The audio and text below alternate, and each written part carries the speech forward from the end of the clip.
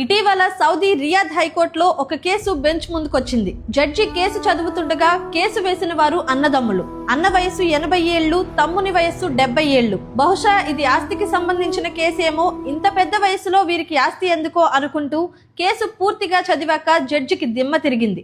ఇంతవరకు ఇటువంటి కేసు తన ముందుకు రాలేదు.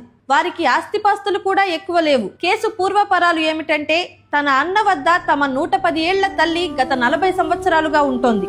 ఆమె ఆలనా పాలన అన్న బాగానే చూసుకుంటున్నాడు. తమ్ముని బాధ ఏమిటంటే, తల్లిని తన వద్దకు పంపమని ఏళ్ల తరబడి ప్రాధేయపడినా తన అన్న తల్లిని తమ్ముని వద్దకు పంపడం లేదు. జడ్జి ఇద్దరిని పిలిచి విడివిడిగా మీరే ఒక నిర్ణయానికి రండి అని అడిగాడు. కానీ ఇద్దరు అన్నదమ్ములు తల్లి తన వద్దే ఉండాలని ఎవరికి వారు పట్టుబట్టారు.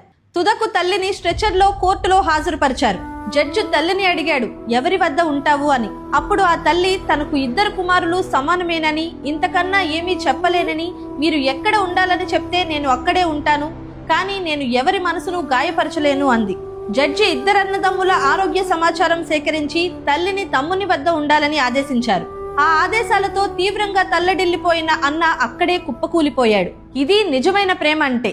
ఈ రోజుల్లో తల్లిదండ్రులను పోషించలేక కొట్టి చంపడమో, లేదంటే వృద్ధాశ్రమంలో చేర్పించడమో, వంతుల వారీగా పోషించడమో చూస్తున్నాం. కానీ ఇటువంటి కేసు ఇప్పటి వరకు ఎవ్వరూ వినలేదు. సౌదీకి చెందిన ఆ తల్లి బిడ్డల కథనం ఈ తరం వారికి కనువిప్పు కావాలి.